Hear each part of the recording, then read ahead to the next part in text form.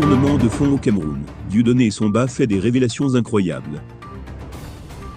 Comment comprendre qu'un pays qui, en 2021, a fourni 45% du produit intérieur brut des 6 États membres, la Communauté économique et monétaire de l'Afrique centrale, CEMAC, soit endetté?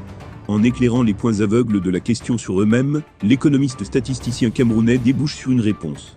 Selon les rapports d'exécution des budgets annuels, ces 4 dernières années, de janvier 2018 à fin décembre 2021, le Cameroun, qui se positionne comme le géant de l'économie de l'Afrique centrale, a enregistré un solde budgétaire global négatif de 2763 milliards francs CFA. Incapable d'assurer par lui-même les dépenses annuelles inscrites au budget à cause des déficits, l'État camerounais est obligé de recourir chaque année à l'endettement pour assurer son bon fonctionnement. Aujourd'hui, le Cameroun croule sous le poids d'une dette qui ne cesse de croître d'année en année, renseigne Dieudonné Essomba. En moins de 7 ans, poursuit-il, entre le 31 décembre 2016 au 30 septembre 2022, l'encours de la dette directe de l'administration centrale du Cameroun a plus que doublé, puisqu'il est passé entre ces deux périodes de 5 265 milliards à 11 442 milliards CFA. En d'autres termes, le pays est enfermé dans la prison de la dette. Et pourquoi, s'interroge Dieudonné Essomba. S'inspirant des rapports d'exécution des budgets annuels du Cameroun de 4 dernières années, de janvier 2018 à fin décembre 2021, l'ancien fonctionnaire mobilise une grille d'interprétation rigoureuse.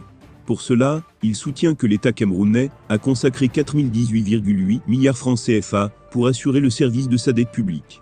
Il montre par ailleurs que la part du service de la dette extérieure, dans ce montant, représentait 1956,3 milliards.